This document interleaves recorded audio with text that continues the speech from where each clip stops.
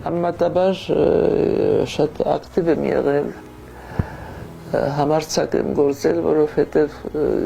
այնպես էր դասավորվել իմ կենսագրությունը, որ ունեի այնքան անկախություն, ինչքան սովետական պայմաններում որևէ մեկը կարող էր ունենալ։ Նախ յութապես ապահովված էի, որտեղ մեծ տիրաժներով այստեղ Մոսկվայում լույս էին տեսնում իմ գրքերը եւ լավ հոնորար էին վճարում։ Հետո բավական հայտնի էի պետական մրցանակը եւ սովետական միության մեջ իմ համբավը թույլ էր տալիս, որ ես ինքնավստահ գործեմ։ Մի քիչ բնավորություն սեր այդպես, այնպես որ ես հասկանում եմ, որ ուրիշները այդպիսի անկախություն չունեին նրանց, ինչպես ընդունված ասեր կին երեխայի տեր էին, իսկ ես այդ կախվածությունը նաև անձնական առումով չունեի։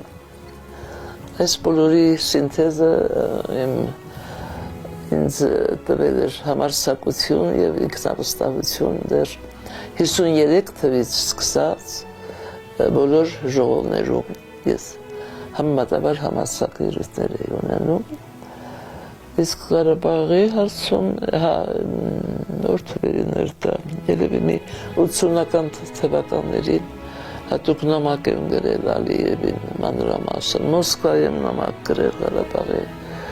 արդարացի պահանջի մասին։ Մի խոսքով ես պատահական չէր, որ հայտնվեցի ազատության հրապարակում, դա իմ էությունից, իմ կենսագրությունից, իմ ընկալումներից բխող քայլ էր։